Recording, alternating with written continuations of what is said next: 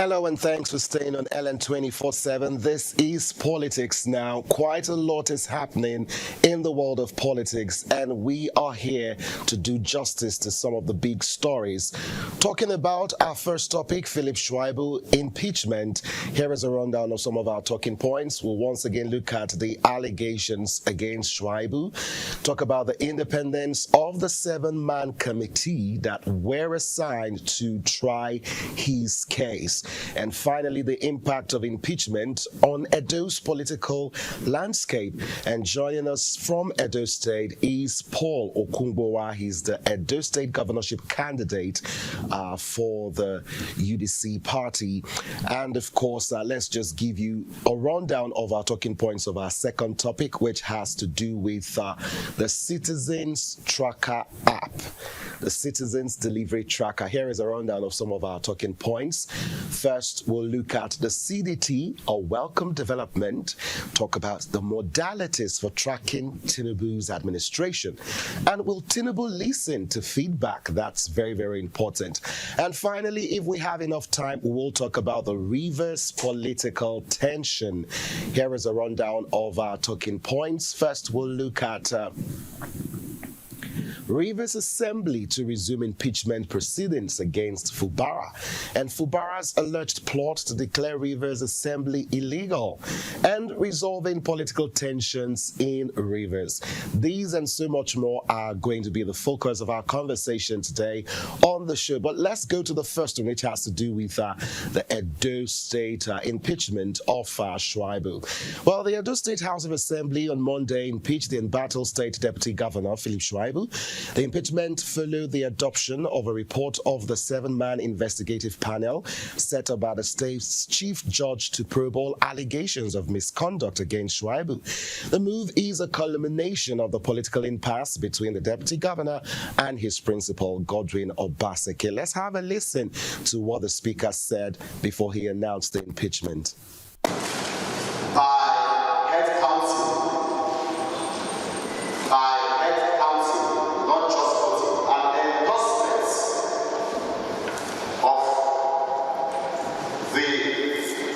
Imeachment document, the second time. I hereby on arrest pronounce that the Deputy Governor of Edo State, Right Honorable Philip Shuaibu, is hereby impeached. After that moment on Monday, the whole country went into a frenzy with news everywhere that the deputy governor of Philip Shuaibu has been impeached. Well, the deputy governor, Philip Shuaibu, former, failed to appear before the seven-man panel that probed the allegations of perjury and the leaking of government secrets against him. The retired Justice S.A. Omonua-led panel, which had its inaugural sitting on Wednesday in Benin, the state capital, ended its sitting on Friday with Shuaibu or his counsel failing to show up. And quickly responding to X platform, Philip Shuaibu said that his impeachment as the Edo State Deputy Governor is a threat to the nation's democracy and believes it was a flagrant abuse of power by the Edo State House of Assembly. We have a little sound bite, just take a listen.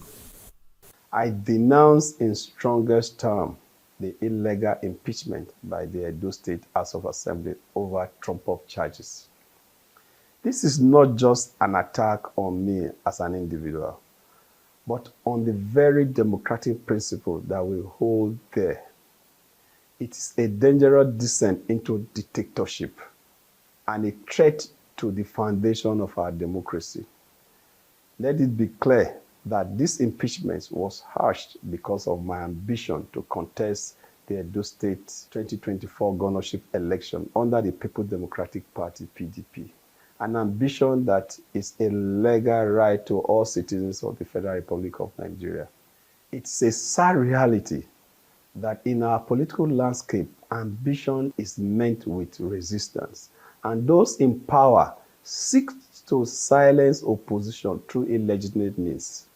To the members of Edo State House of Assembly who have chosen to forsake their oath of office and participate in this charade, I say this: history will judge harshly for your betrayal of the people who elected you to represent their interests. But know this, you do not have the power to silence the voice of justice and truth. I call upon the judiciary and all relevant authorities to intervene and uphold the principles of justice and fairness. Let the truth prevail over lies. Let the rule of law triumph over lawlessness. I am confident that the legal system will vindicate me and expose the sham that has been orchestrated against me. Well, for those of you who don't know Nigeria's political history, impeaching a governor or a deputy governor is not something that is new. So we have a rundown of some of the deputy governors in Nigeria that has been impeached. We'll have the graphics displayed for you. First, we look at Ali Olanusi, Ondo deputy governor, who was impeached exactly 1 month after defecting from the People's Democratic Party to the All Progressives.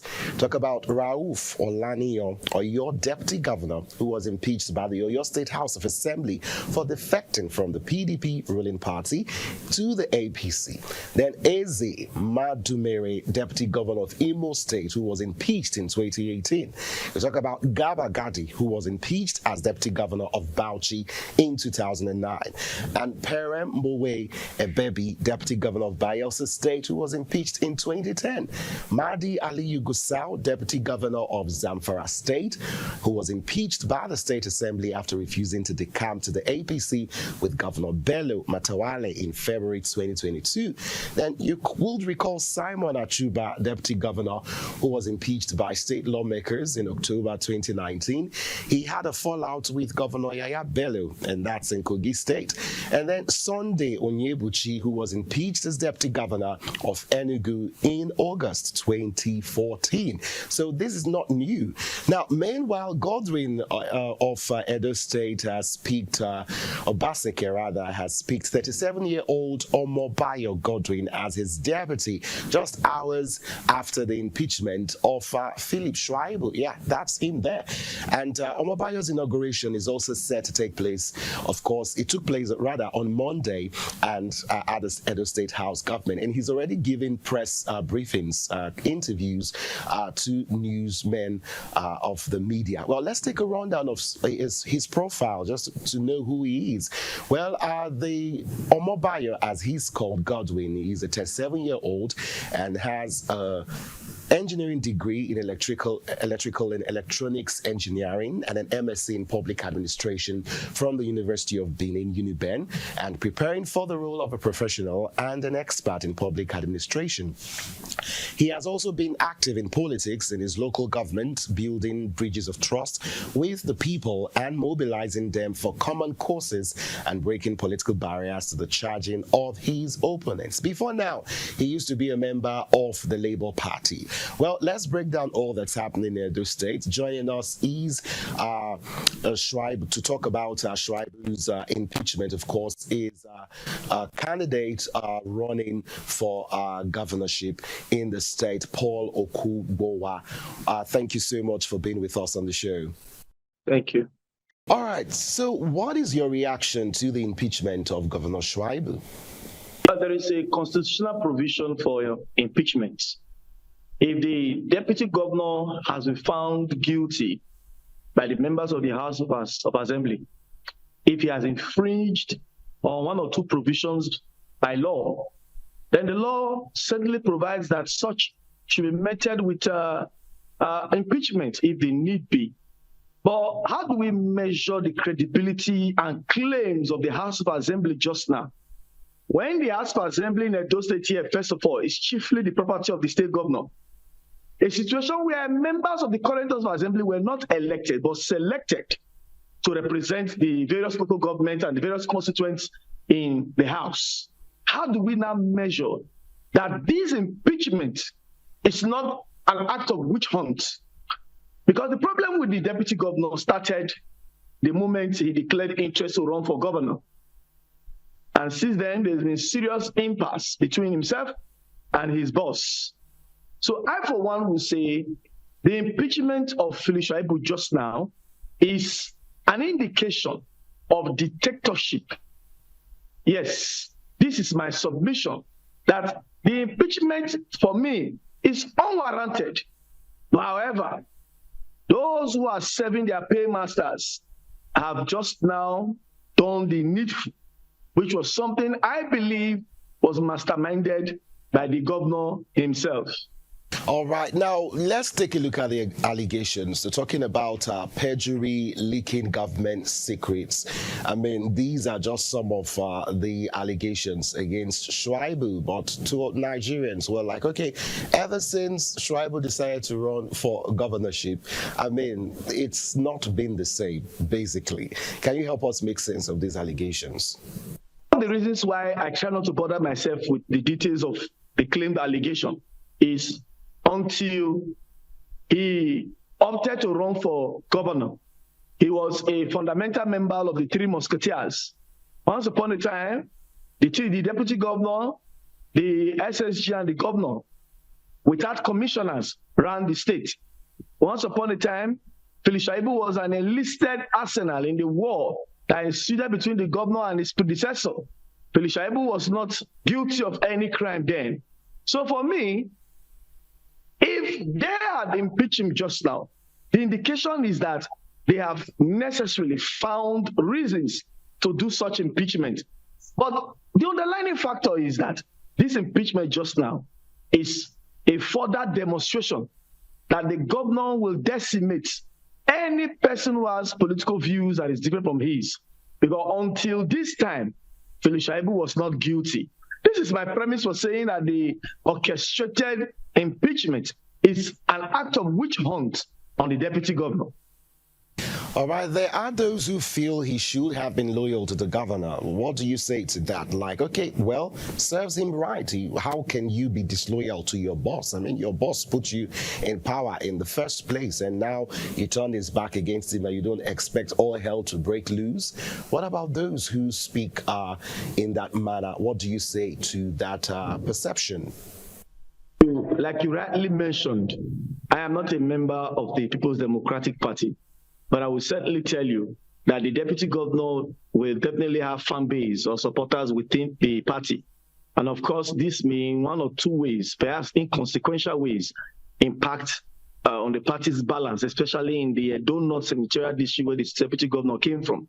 Wherein they've tried to create a balance just now by appointing or selecting another young boy to be a deputy governor. They've just announced somebody else now, Omobayo Marvelous, as a deputy governor from same constituency.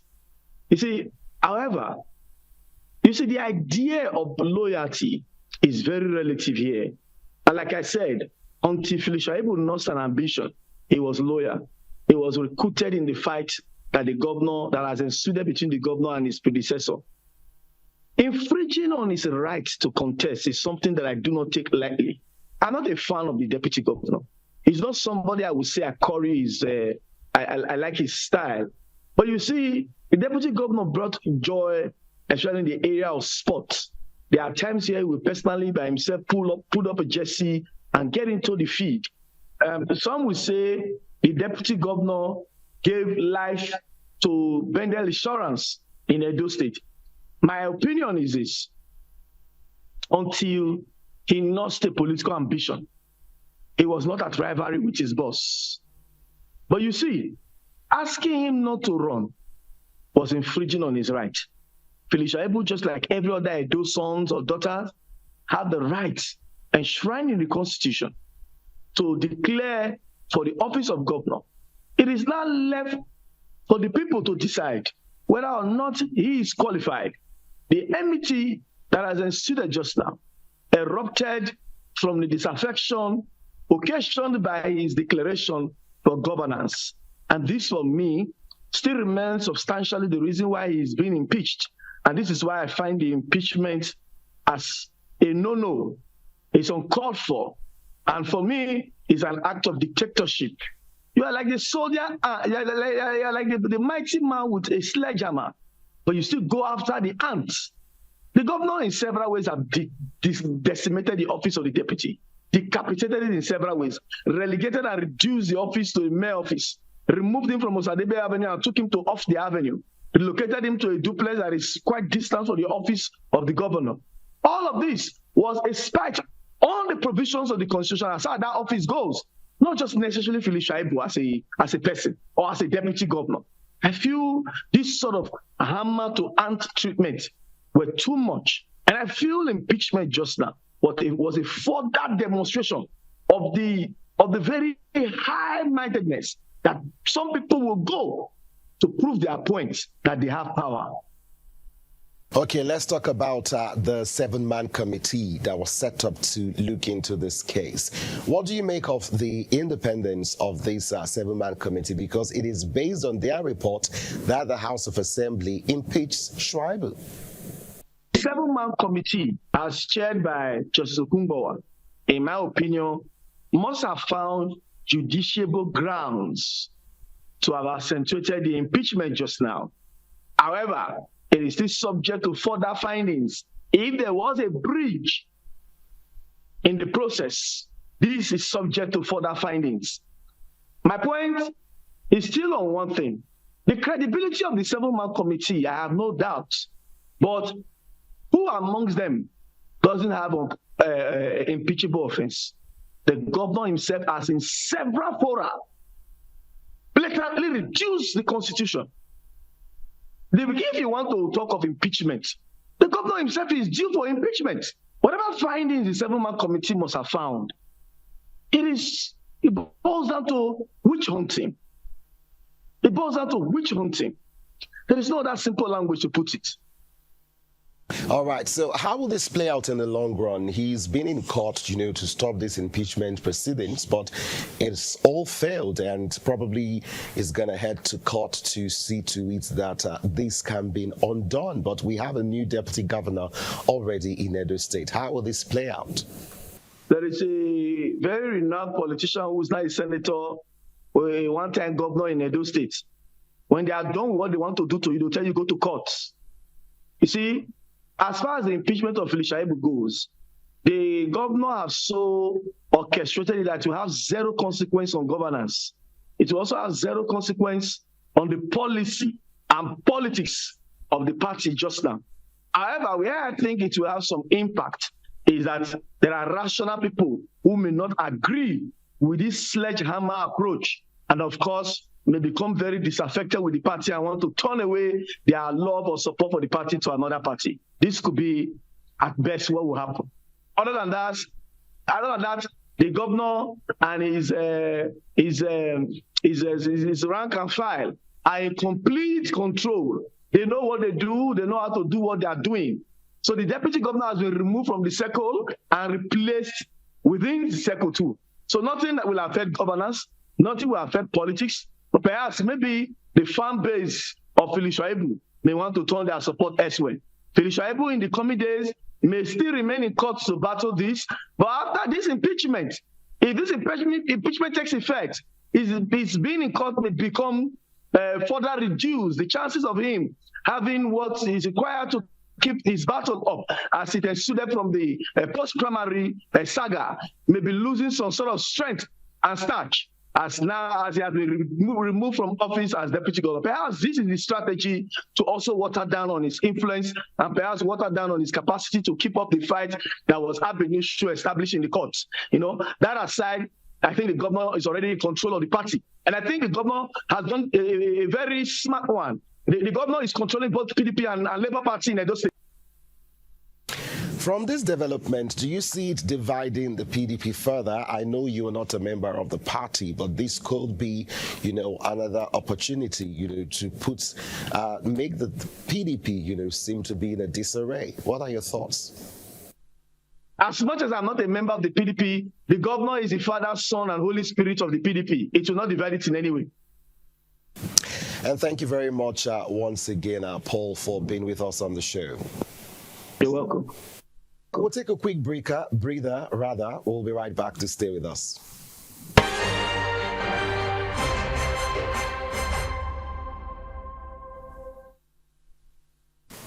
Glad to know you're still with us on Politics Now, live from our studios in Abuja. This time around, we want to talk about the Citizens Delivery Tracker.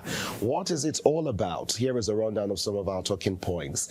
We look at the CDT, a welcome development, and talk about the modalities for tracking Tinubu's administration. But the big question, will Tinubu listen? Joining the conversation is Makare Igoniwari, who is a political analyst. But before we get to him, let's give you some update on what this is all about. You will recall the presidency on Monday unveiled its Citizens Delivery Tracker to provide a strong feedback loop between citizens and government on the 8 priority areas of the Bola Tinubu administration. The president's special advisor on policy and coordination, Hadiza Bala Usman, disclosed this at the Go Live event of the CDT holding in Abuja. Now, the platform is available as a web link. We have a look of what it looks like, screenshots. The website is app.cdcu.gov.ng, and it is available. You can download the app, and of course, according to the statement said by Bala Usman, that Monday's unveiling is just a culmination of months-long process since the Tinubu administration announced plans for ministerial assessment at the cabinet retreat for ministers and heads of government agencies in last November. Well, in reaching the key performance indicators, the presidential aide explained the CDCU held numerous bilateral meetings with ministries, departments, and agencies with 6 weeks. So let's just have a look at the 8 priority objectives of Tinubu's administration again, because these are the key areas that this app is supposed to give Nigerians a platform to have their say, basically. So the first one talks about reforming the economy to deliver sustained inclusive growth. The second one, to strengthen national security for peace and prosperity, to boost agriculture to achieve food security, and to unlock energy and natural resources for sustainable development, enhance infrastructure and transportation as enablers of growth, focus on education, health, and social investment as essential pillars of development, accelerate diversification through industrialization, digitization, creative arts, manufacturing, and innovation, and the final one, improve governance for effective service delivery. Now, according to the statement, they are considering the modalities of the assessment and the key performance indicators and reporting mechanisms, and all of those, and of course from the official at the CDCU that told our correspondent. Well, joining us now on Politics Now via video call is Makara Igonuwari, who is a political analyst. Thank you so much for being with us today on the show. You're welcome. So what's your reaction to this new development? I recall last year during the ministers' conference, so to speak, they mentioned means by which citizens can be a part of governance by giving their input. So what's your reaction to this new development? Is it something that it should be welcomed by all Nigerians? I think what the president is trying to do at this point is to, when he said earlier that when he comes in, he would have to hit the ground running. And I remember when he told Nigerians to be patient with him because of he has plans. I would say probably this is one of the ideas he had penned down in his agenda to bring in about unity in Nigeria. Most importantly, this I think is focused on making Nigerians come together. This is basically to unify us, against ethnicity and language barrier. So I think it's a welcome development, because reading through what the citizens is called citizens is a tracker. It's like the government needs this to be like a nexus between the people and the government, so that there will be a point of meeting. So this should be like a point of meeting. Earlier on, within last week, he also inaugurated. They talked about the national ID card, the new national ID card that's going to come out. That's going to have a chip where citizens can as well access their banking and all that through that. As beautiful as this sounds, Makara, when you look at Nigerians, we are used to, using social media, most especially the popular platform X, to, vent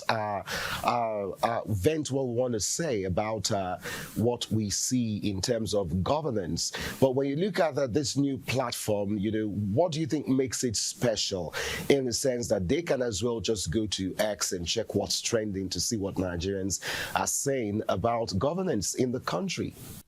The thing about it special, if it is its own avenue to reach out to the people, I think it has its own uniqueness. I am sure that is already like creating an office for a Nigerian to show his own skill, because I'm very sure that particular app is going to be built by Nigerians. I think it's him trying to promote made in Nigeria. I mean, we have NGOs, we have people who have their own means of communicating with their people. So I think the president wants to also have his own direct link. So, X is basically belongs to someone else. And most of all these handles are being controlled by a group of people where they may not allow some certain messages to go through them to the people. So maybe he's trying to create his own whereby you can advertise Nigeria for the good of Nigeria, and it will be a room where people will come and air their views. So I think for him bringing such, probably he has his good intentions, because I don't think there's any bad intentions. So I think it's special to him, and probably it's going to benefit the ordinary Nigerian, like I said. What are your expectations, when you look at this app? What do you think it should rise up to, fulfilling for Nigerians? This is the Gen Z age, is the 21st century. I think whatever it is you're going to bring out to the market, to the people, should be able to meet up people want something to be fast. First and foremost, I would like to see, let's talk on the area of power. Right now, the cost of power is so much. A lot of people might not have the access to charge their phones. Fuel is on the high side. People cannot fuel their generators to access such app. So I think they need to make sure that people have ease getting into these applications. I should have ease. I should have access to electricity at the little. Basically everything is on the high side.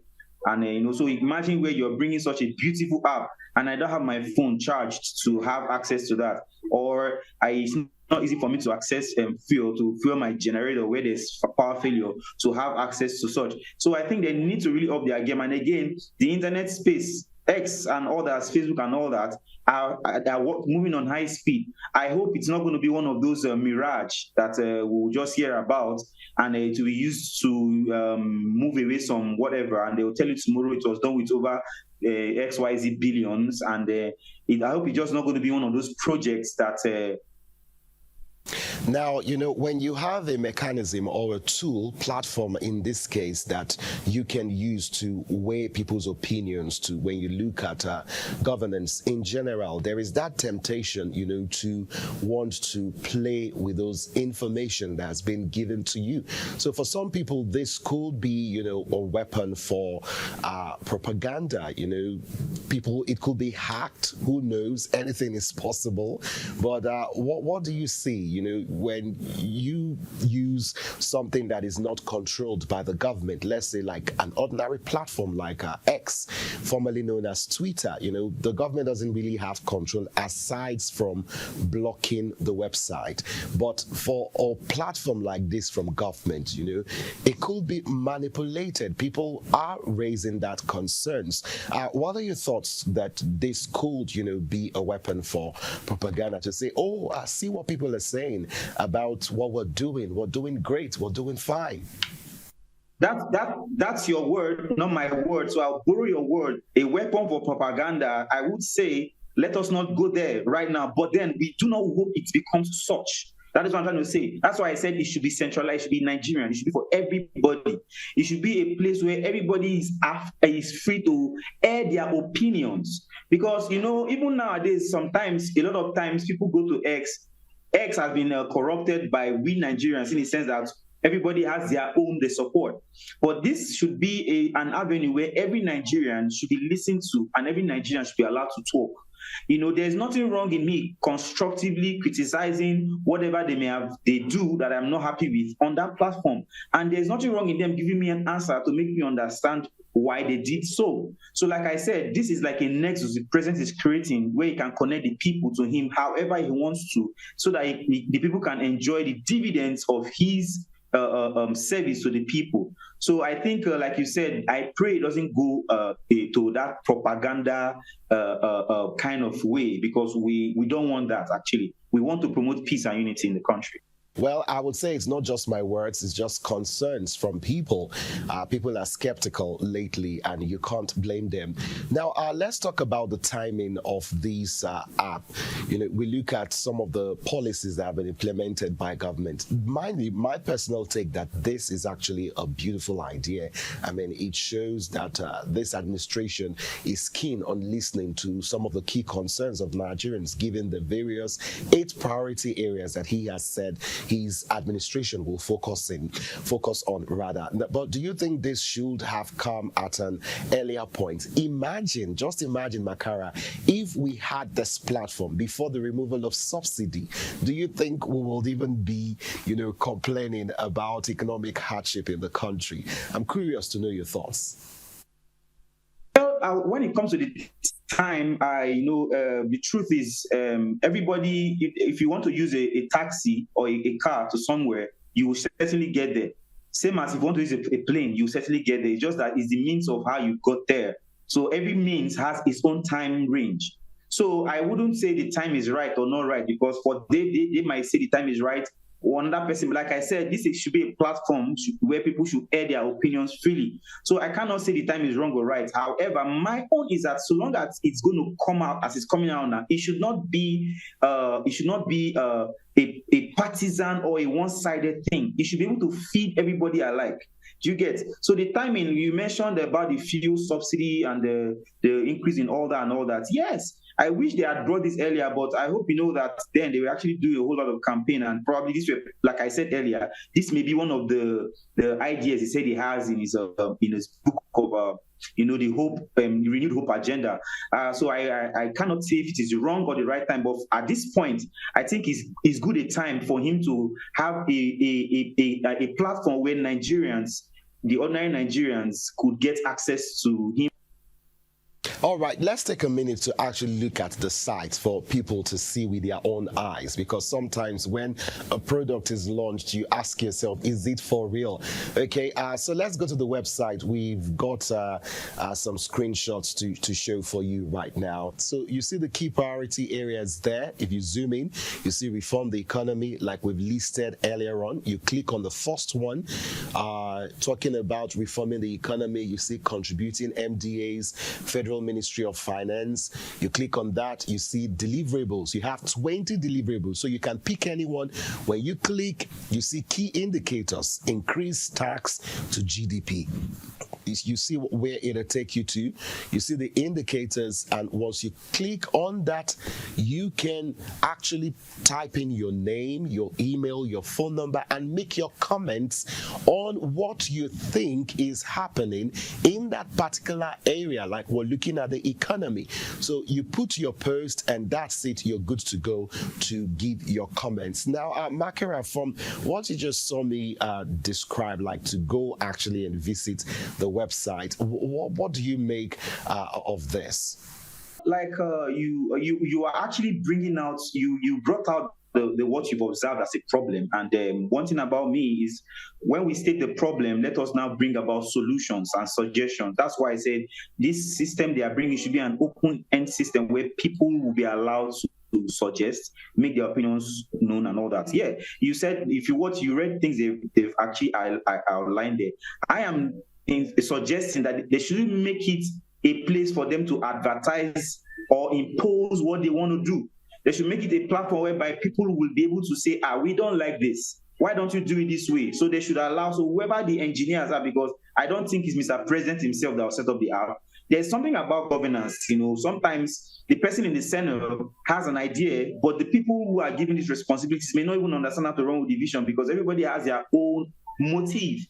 Many of them are just men pleasers or right pleasers, if you say. So I would say this goes to the people at the back end. I think they should make the platform very, very easy for dialogue. It should be accessible, like I said. It should be to even the very least Nigerian to access it. Like when you go to X, you have space to make your comments known and say, look, I don't like this. Somebody replies, oh, it should be a place whereby, because if they tweet in a way that is just what they say and what they want, then I don't think it's going to be so nice. In fact, it might not generate, people might not be attend to it. It might just be something that they might want to use in quote for maybe it's going to be apolitical, if I put that way. So I think they need to do a whole lot of work. But like you said, they are just flagging it off. So let's assume this is just a dry run, a test run. So if we are to suggest to them, we'll tell them, please, they should make it easy for every Nigerian to access. I should be able to comment on something. I should be able to say, I don't like this. I should be able to ask questions. In especially like the issue of this tariff, power tariff, the getting access to light, where they're saying if the price goes higher, the whatever will supply. And I mean, a lot of Nigerians are wanting to ask questions. So I think they should make it easy for people to access. Now, before I let you go, the final question, which I think is very important, as beautiful as all this sounds, if people get the opportunity to say their minds about what government is doing and government receives that data and does nothing with it, then that becomes waste of resources in the first place, because to set up a platform like this definitely costs money. But my question to you, Makara, do you think this administration will listen to the feedback and act on them? The truth is this what we need now? That should be the question. Is this what we need now? That should be the question. Because sometimes it's like putting a square peg in a round hole. I'm not the president. Yeah, but I'm hoping one day I will be in such a position. I wouldn't want to take from my advisors that this should be what we should do now.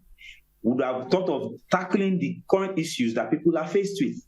That's the question. That's why. So because what you just said is likely may happen. They might not take the opinions. They don't.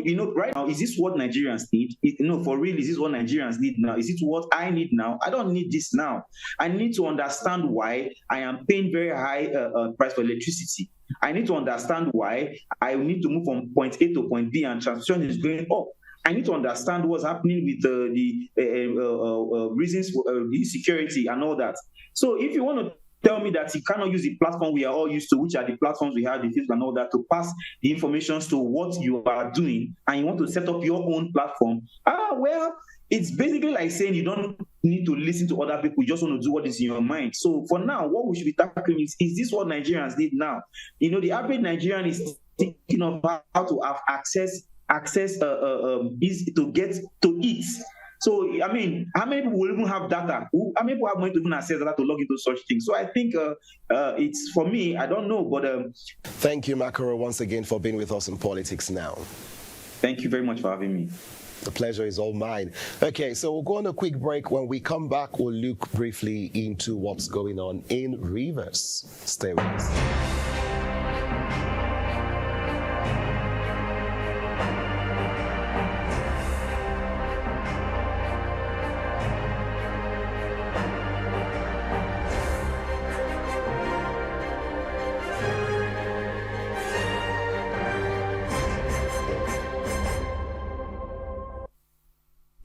Thanks for staying with us on Politics Now, looking at the conversations we've had so far, talking about Edo Deputy Governor's impeachment, and from there to the Citizens Tracker app that tracks, what government is doing, that gets your thoughts, on what government is doing. But this time around, I want to take the few minutes remaining for the hour for Politics Now to look into the Rivers political tension. And we'll first talk about Rivers Assembly to resume impeachment proceedings against Governor Fubara and Fubara's alleged plotting to declare Rivers Assembly illegal. That's coming from the APC, and resolving political tensions in general.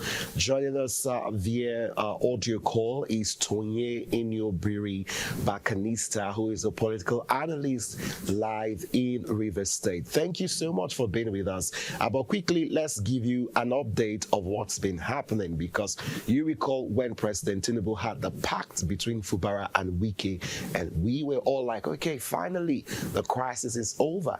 Well, the Rivers State Police Command warned feeding parties in the political crisis in the state to shun acts that is capable of causing a breakdown of peace. Irenge Koko, a superintendent of police, said the command was aware of recent comments by politicians in the state, which were capable of igniting violence, and therefore advised them to be guided. The recent comments of the two political leaders is signaling collapse of the peace pact that was initially initiated by President Bola Tinubu and signed by both Wike and Fubara. Now, the peace pact between the Rivers State Governor Siminalayi Fubara and his predecessor and estranged political godfather Nyesom Wike, some people are saying has collapsed finally following the intervention in October 2023 by President Tinubu in the wake of the escalating crisis in the crude oil and gas rich state.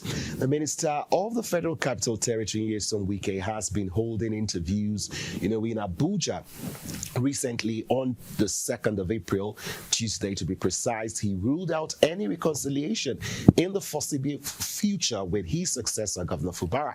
Now, when you look at Fubara on his own part, he has broken his silence. On the 3rd of April, he promised to surprise his detractors if they dared him, referring to those stampeding him to implement all the items in the 8-point presidential proclamation. But the issue of representation of the 2024 appropriation bill in the state, which was hurriedly passed by the four makers, that was led by the factional speaker Edison Ehi and Governor Fubara, signing it into law just 24 hours after presentation, is yet unresolved. There's still a lot of conversations going on about that particular issue.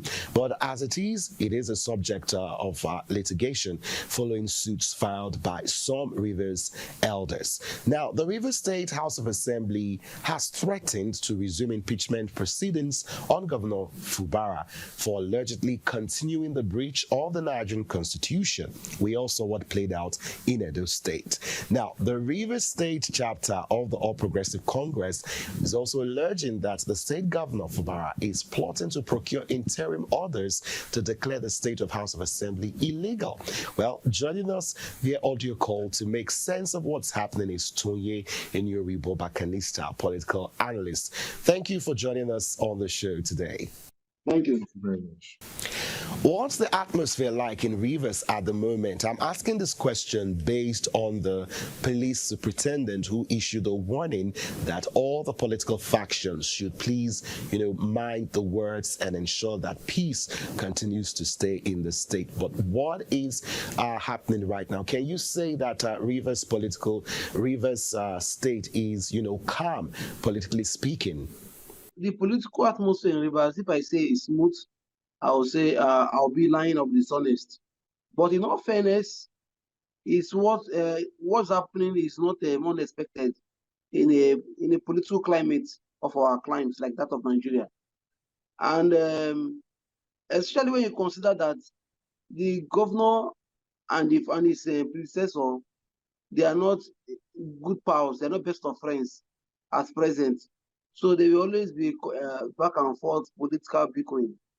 So, in view of that, to answer your question, the political climate in Rivers State is not calm, but at the same time, it's not tensed. So it's just normal what you expect in a democratic environment where the governor is being challenged politically by another set of power block.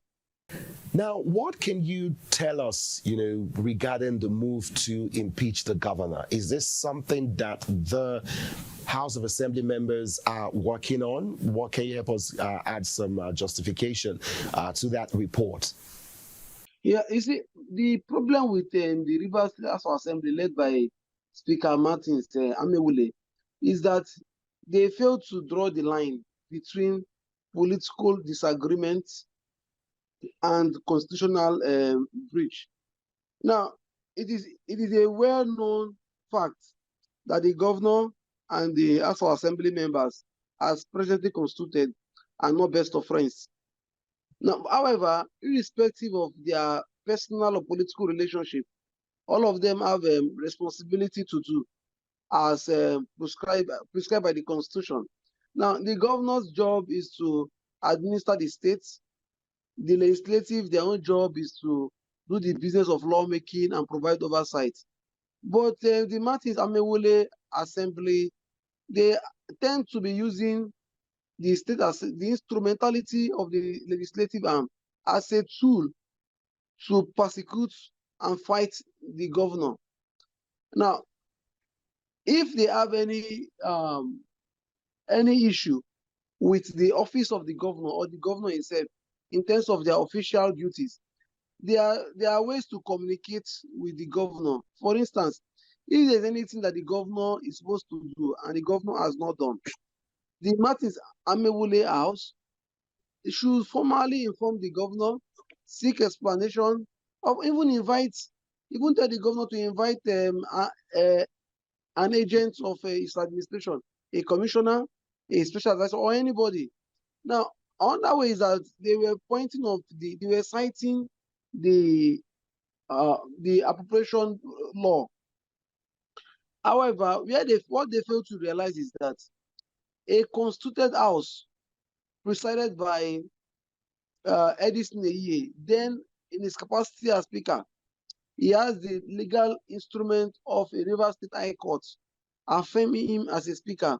Now, he also, being a speaker, he also formally declared the seats of Martins Amewole vacant.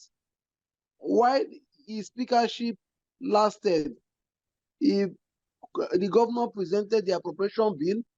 The House under his authority looked at it and approved it. Then the governor signed into law.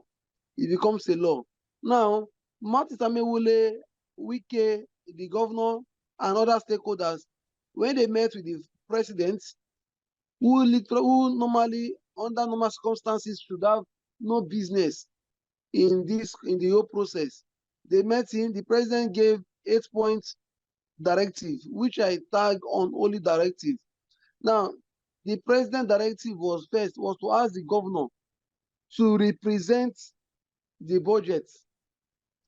He also made other demands. Now, others can be sorted out politically. Tony, don't you think he owes his reputation and integrity to abide by the pact that was signed in Abuja?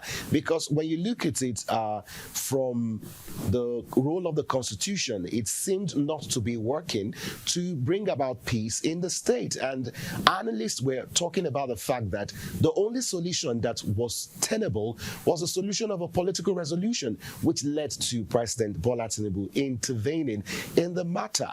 So are you still holding that opinion that he should not be loyal to what he signed? We displayed his signatures earlier on. No. He doesn't. See, the Constitution is very clear. Any agreement, treaty, contract, or whatever that is entered that is against the provision of the Constitution should not stand. So the president or whatever gentleman agreement or directive that they entered, it cannot take the place of the Constitution. The Constitution is like our Bible. It's the supreme authority. Now, the president is not superior to the Constitution or even to the law of the land. He is also under the law of the land. So if the governor and other politicians enter into an agreement, implementation of such agreement should be within the ambit of the law. Now, what I've been saying is that the governor has already signed the appropriation bill into law. It is not a law. His signature is pending. So, Tony, you mean to tell me that there is no going back on it? Is that your final word? There is legally, there is no going back on it. The only way they can even remedy the situation is if the State Assembly decide to look into that appropriation law that was signed, then carry out an amendment. Of course, it will be through a bill presentation by a member of the House, or even through an executive bill, or the governor represents the bill under the guise of an amendment, understand, an amendment bill to amend what has been passed, what has been signed already. That is the only way. That is the only way out. But if you say the governor should start afresh, you cannot start afresh. Understand? So even the governor himself is also bound by legal boundaries. So he cannot go beyond that, except to want to throw away our constitution and be governed by the dictate and directive of a single individual who is the president or a governor or a former governor. Tony, I thought the essence of having the president intervene in the first place, was to bring peace, since both parties are not willing to, sheath their swords.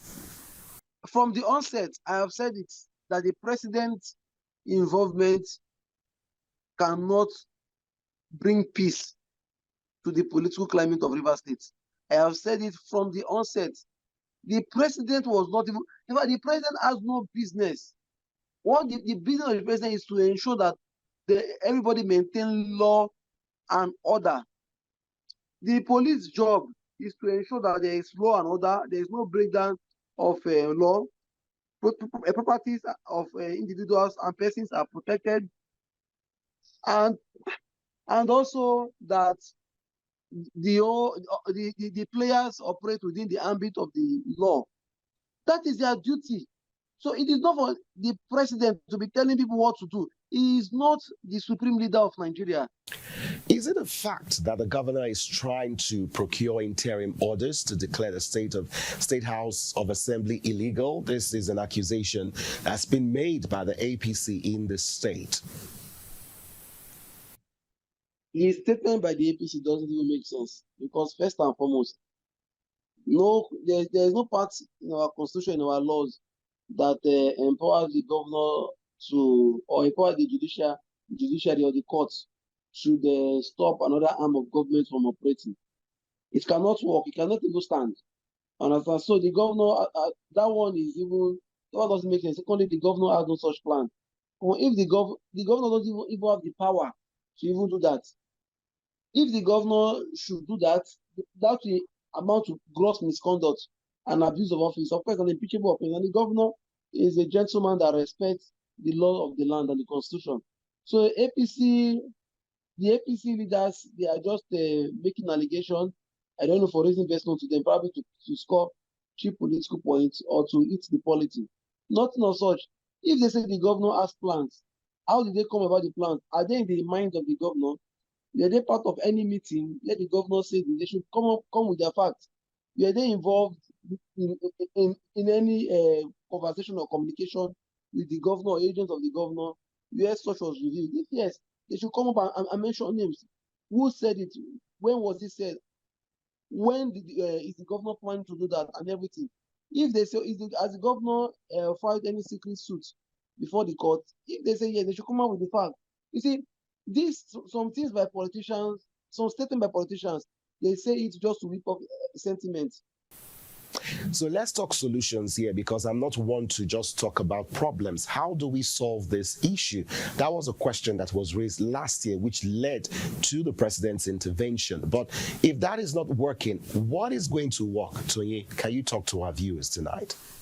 The political tension will not die down. It's politics. Like I said something, and I said, once there is a political disagreement, nothing can mend it except the next election.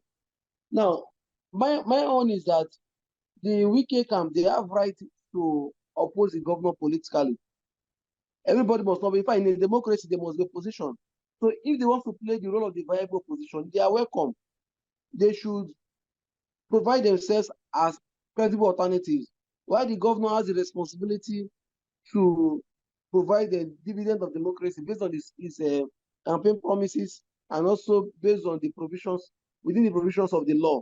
Then at the end of the process, by the next election, the people of Rivers State will decide whether to renew the mandate of the governor or to look at the way of the Wike camp, or to even vote a complete a third force. Understand? So again, I am not against the camp of the Wike people holding their views, holding contrary views against the governor. No, I am for the governor I welcome opposition. We need a viable opposition in any society. But they should stop using some of these things to cause to create disharmony in the state. They can speak on their plans, their project. They can criticize the government on policies, but not petty things, because these things are petty. And the only way to end is, for me, is that I say that the governor has a job to do. Let him work, and he's working.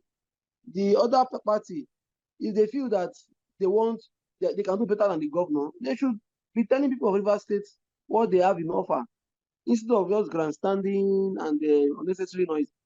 See, the Rivers people are tired of their political fight, because Rivers State is bigger than Wiki, bigger than Governor Fubara, bigger than all of them. Rivers State is for everybody.